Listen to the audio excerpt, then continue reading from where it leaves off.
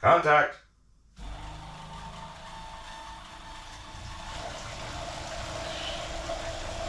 Oh. Ah! Who didn't connect that line?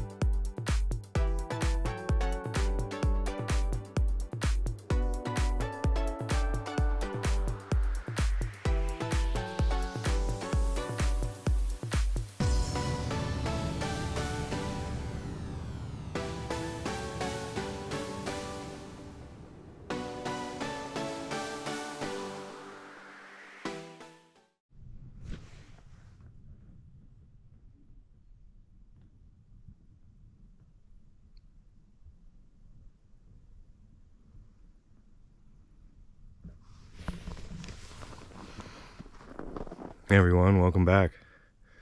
This is always my favorite time of year because it's so quiet. The only thing I can hear are snowmobiles going off in the distance, and that makes my heart happy. So there's another foot of snow here since the last time we were here. We're gonna get a little bit of riding in today, but we're also gonna get some work done. We have a sink, the water's ready to be used. We got to get the ice into the bathhouse and get it thawing. I'm not going to do too much work video today. Might not do too much videoing at all, but I just kind of wanted to check in with everybody and show you this beautiful winter wonderland.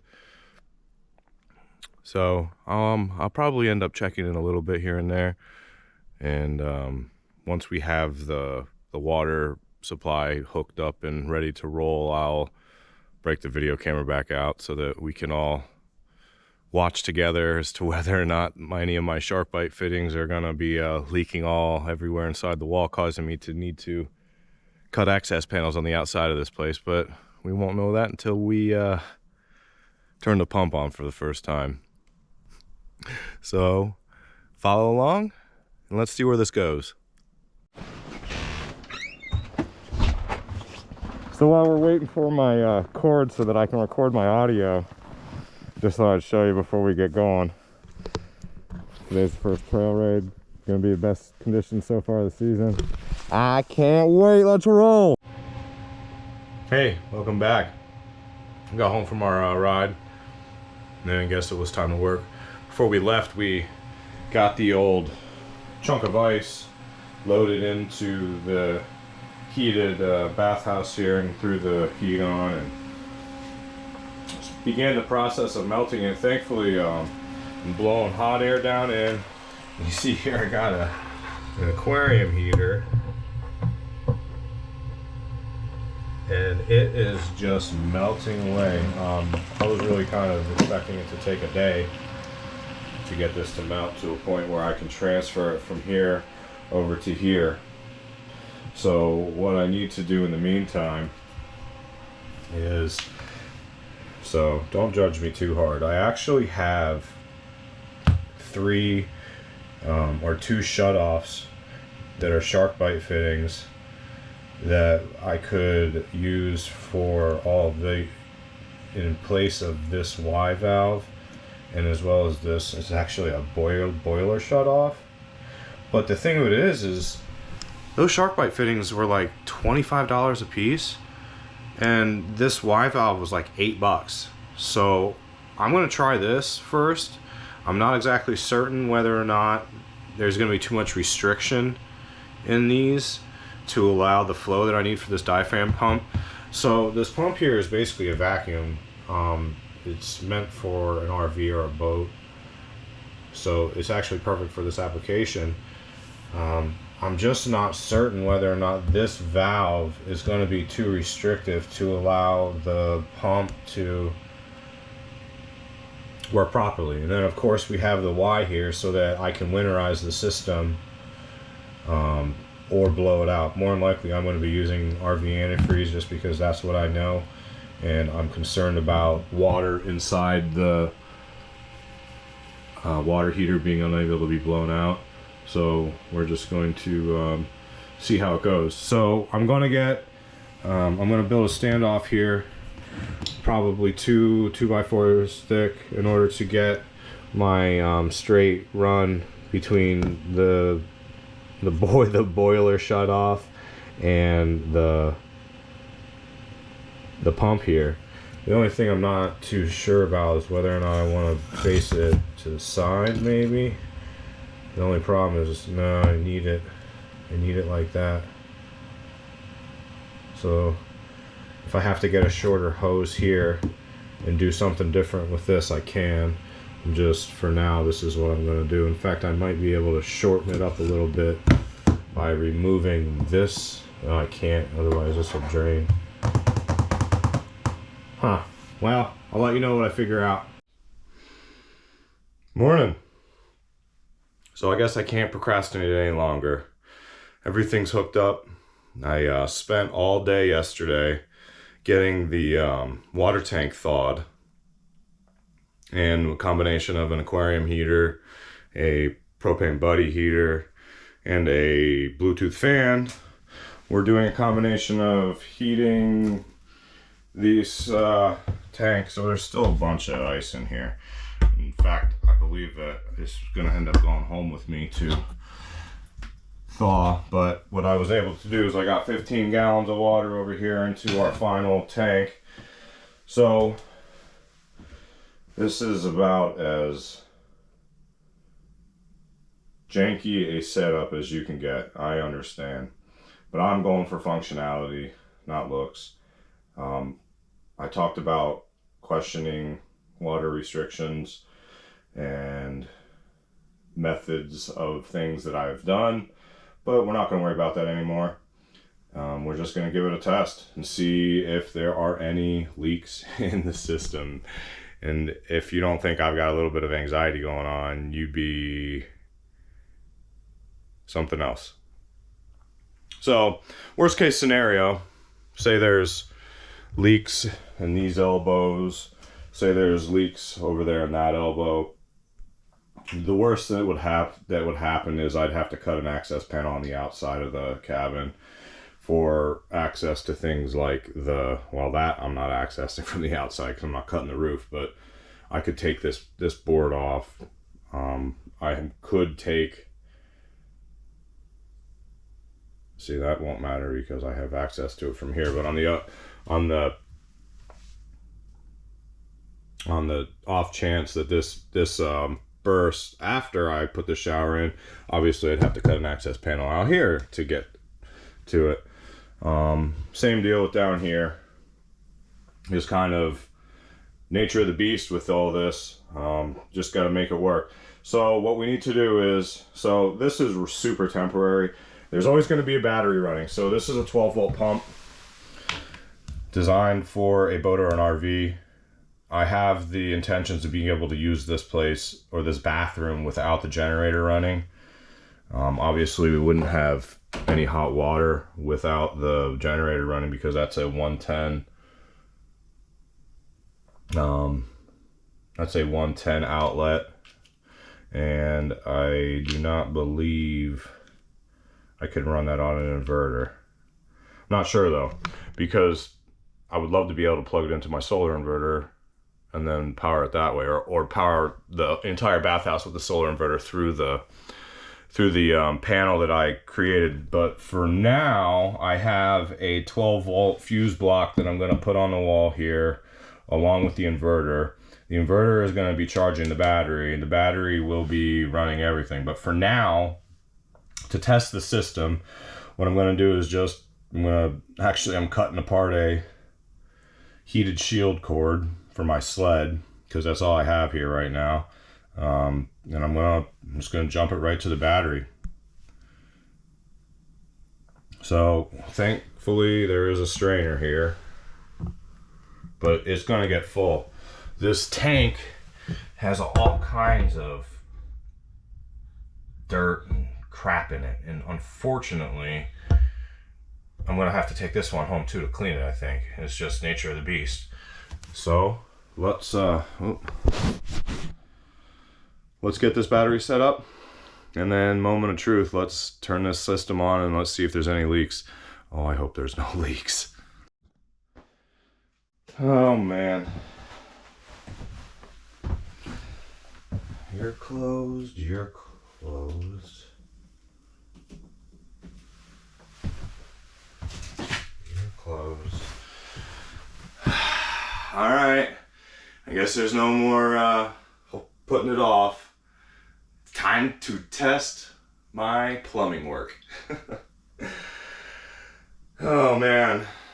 So if I said I wasn't worried about this, I'd be lying, since I'm not a plumber. But we're gonna hope for the best. Everybody stay quiet and listen for the hisses. The last thing to do is to be open up these two valves and then touch the lead to the positive connection and hope for the best. I'm fairly certain everything should be good, but if it's not, then we'll just gotta figure out how to fix it. So here we go. Open this, open that, and contact.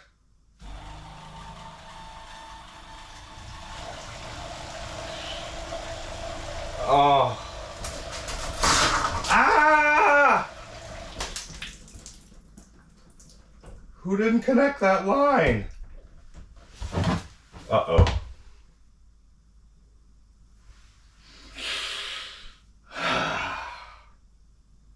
So I guess I didn't push that push to lock fitting in, because it didn't pop off, it just wasn't on. Crap. Alright, let's get a towel. Let's clean this up. Let's put that push lock in, and we'll just keep on going down the line. That's all we can do. Okay, take two. Got that push lock in. I don't know. I was 100% sure I thought I put everything in. I didn't check though, so there's no way that the water pressure is what blew it off. So let's plug this back in and see what happens again. Oh, please. Come on, buddy.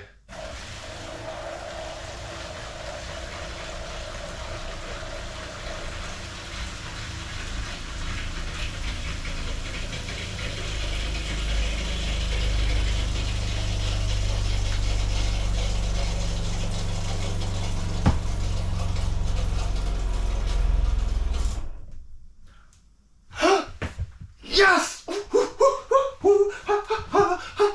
We got no leaks, no leaks. Oh, baby Jesus, thank you. Oh, thank you. When that first one blasted out, holy crap. Oh. Uh-oh. What are we doing? Oh, that's the air. Holy Jesus, that scared me. All right, let's get the air out of the system so it stops doing that and stops scaring me. All right, here's the sink hookups. Let's test them out. So here's cold water. We're like pretending like we're turning the sink on right now. Of course it's difficult because it's turning.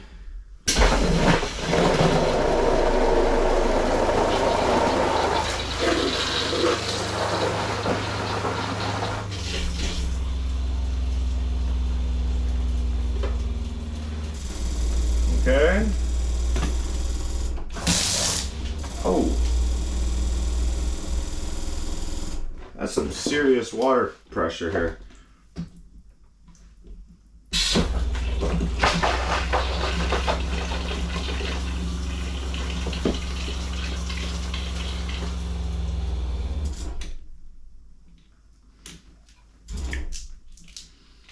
Okay.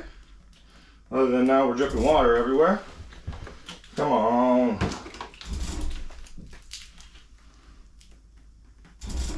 All right, we gotta get the water on this line.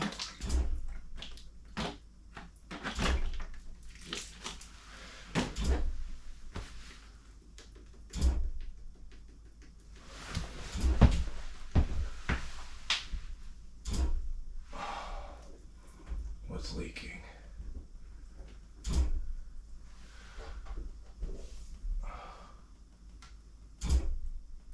Okay, so we got one leak. We gotta tighten one fitting I can see here. I'm surprised you are still coming out. There we go. Well, that's a relief.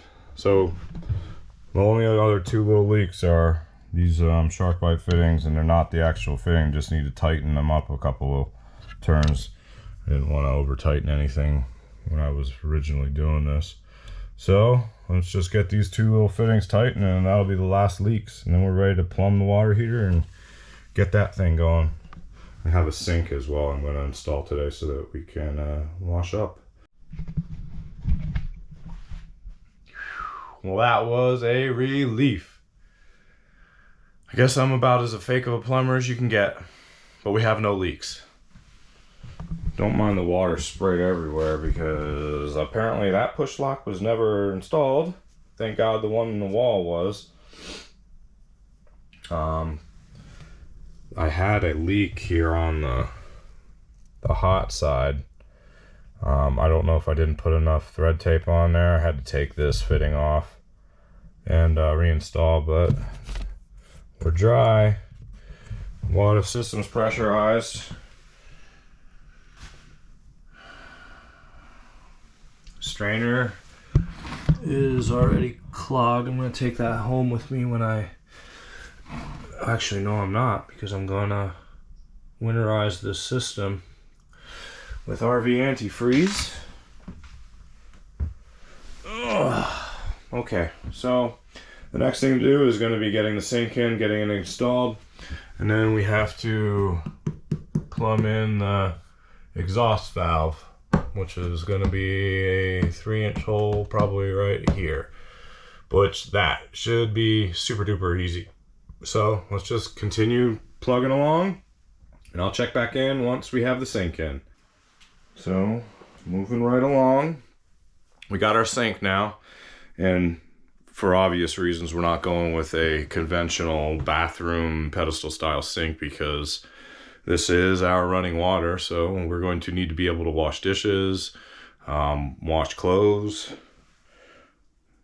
wash children. Kids are pretty old now. I don't really see them taking a bath in a laundry sink like I did when I was a little kid, but we'll see.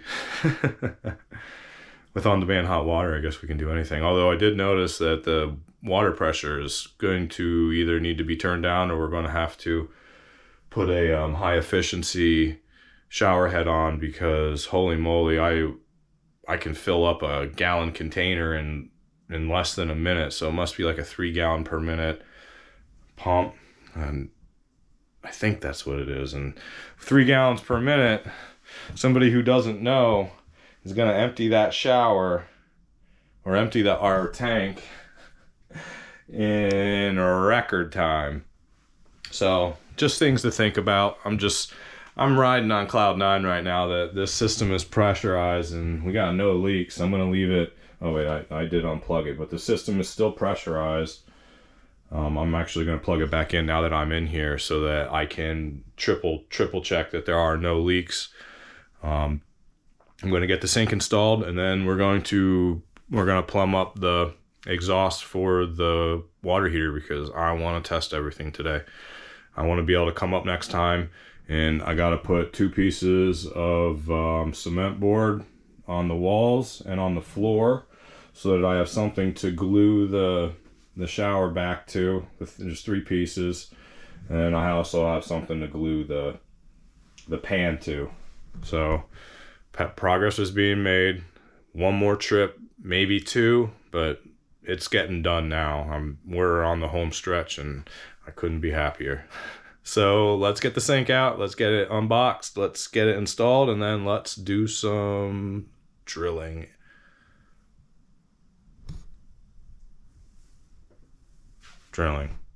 Yeah, I'm not awkward.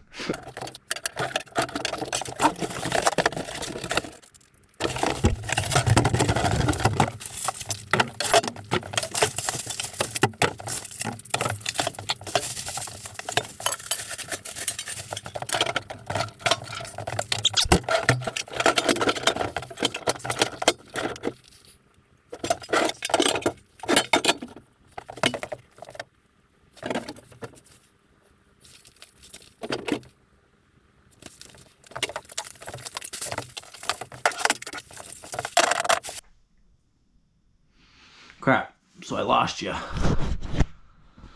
Battery died. So we have, let's take a look here. All right. So look at this beauty. I'm not sure how the wide angle does, but oh my gosh, this is the perfect sink for our uses. It's got to be, I think it's 10 or 12 inches deep, and it's got a tall faucet, which we're going to throw on here next with an extendable wand for spraying stuff. That was a very okay, enough childishness. Anyway, I love it, so I'm just going to continue on and get this all hooked up so that we can drill the hole for that, so that we can plumb that, so that we can hook that up, so that we can plug that in, so that we can see if we have hot water. Oh boy, this anxiety today is just not fun. All right, next step.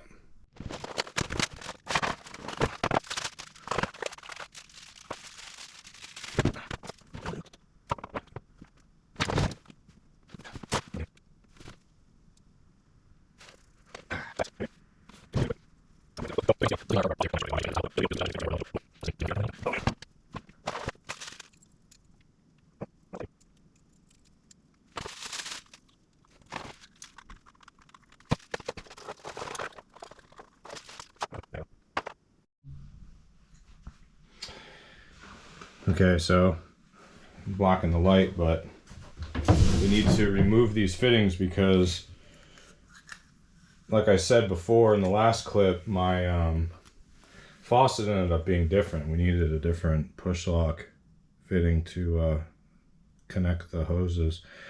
So we're gonna have to, for the first time, I had to go get a disconnect clip. And these are supposed to be easy. So let's see. So what you're supposed to do is put it there, press it in. Oh my God, there's still water in there. That was a lot easier than I thought it was gonna be. Heck yeah. All right.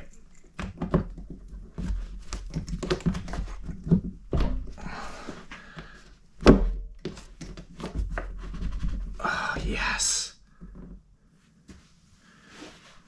All right, let's get a towel put down so we don't get a whole bunch of water, and then we'll be right back.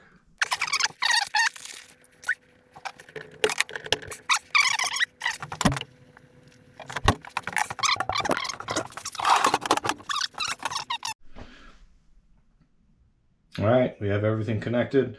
We're ready to test everything. Let's first check to make sure there's no leaks here on the connections to the faucet. I'm not exactly certain if I got them all tight, so let's find out.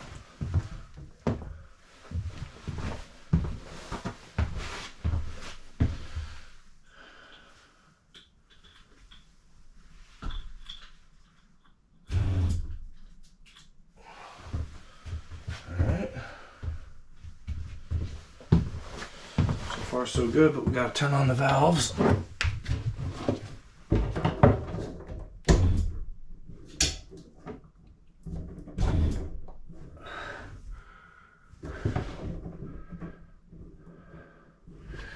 No drips. Let's see here. Now we don't have I don't have the water heater plugged in or the gas on yet, but we're ready for that. Holy moly. I'm really scared right now. Let's see. No, I don't have, I got a bucket that we're going to be draining everything into right now. But for now, let's just see if this works. There's the hot water. There's hot water. There's cold water. We got no leaks. No leaks, no leaks, no leaks. Okay, oh my God. So one of the questions I have is how much draw this takes. So I don't have both generators plugged in a series and on right now, because I really want to know whether or not I can get away with running just one. And the only way to find that out is to plug this thing in. Oh boy. Okay. To turn the gas on. To turn the gas on. To turn the unit on.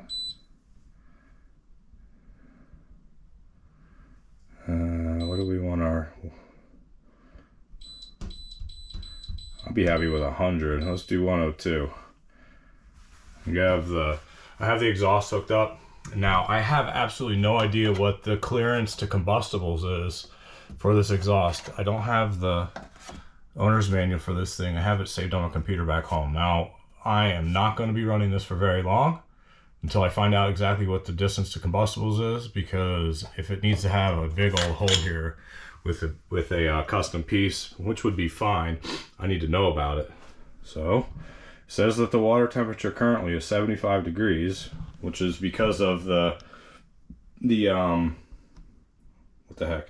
Because of the aquarium heater. So, I guess there's nothing to it but to hope for the best. Let's see here. What's the best shot? All right, be quiet. Everybody quiet. On the set, and...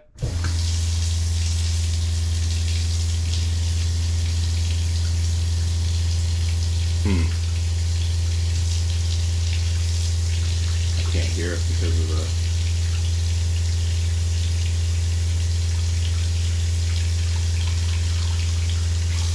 Definitely not on.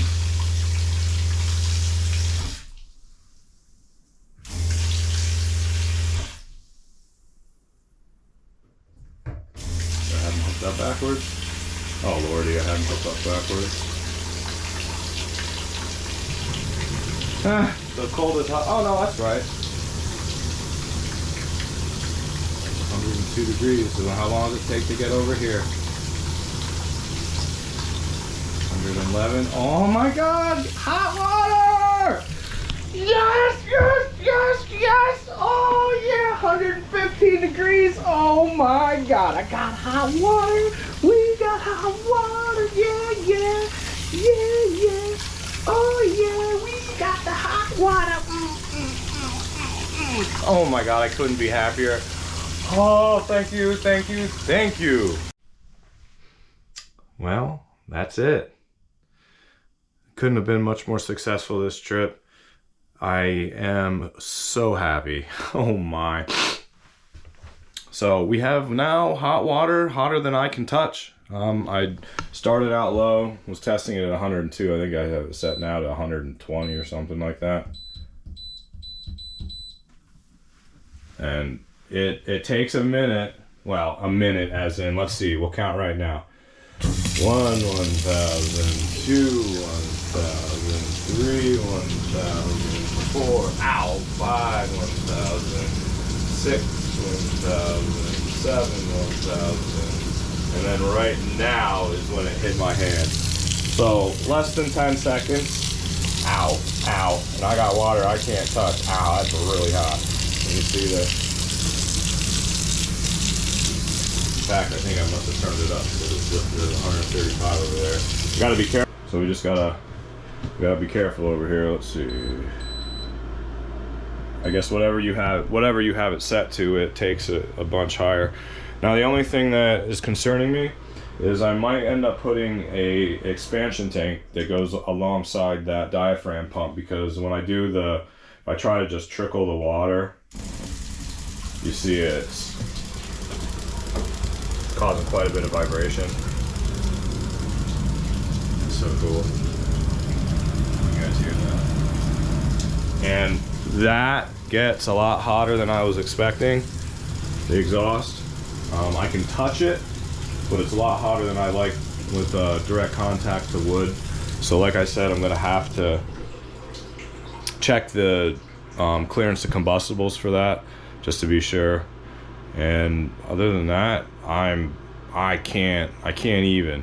I'm not gonna show you my process to winterize it, although I can explain it really quick. I got another hose here that'll go on. It's about the same length as this, and it will go from here into a bucket of RV antifreeze. So it's exactly the same principle as what my RV is. So with the hose into the bucket here, I can close off the main supply, which I will drain when I leave, and then I'll just basically run the hot water, run the cold water, and it'll suck the RV antifreeze from the bucket through the system. Obviously I have to make sure to unplug the water heater so that it doesn't heat any of the antifreeze. I have no idea what that would do, but we're just not going to find out. Because like I said, I could also blow pressurized air through the system, and that would also eliminate everything. I'd have to drain it. I mean, I'm going to have to drain it either way, but for now we're going to go with what I know and just go with that. But with that, I am going to leave you guys. I can't even tell you how happy I am right now. I'm going to spend the rest of the afternoon putting the saw away. I'm going to clean up the bedroom, and I'm going to actually turn it back into a bedroom. So again, guys, I can't thank you enough for watching, for tuning in, for liking. If you wouldn't mind, if you haven't already, I'd really appreciate if you consider hitting that subscribe button. We're closing in on 1,000. Any day now, I'm hoping to be going, oh my God, I got 1,000 subscribers. But thank you for watching. Hit that like button, hit the subscribe button. And next time you see me, we'll be putting this shower in finally. Oh my gosh.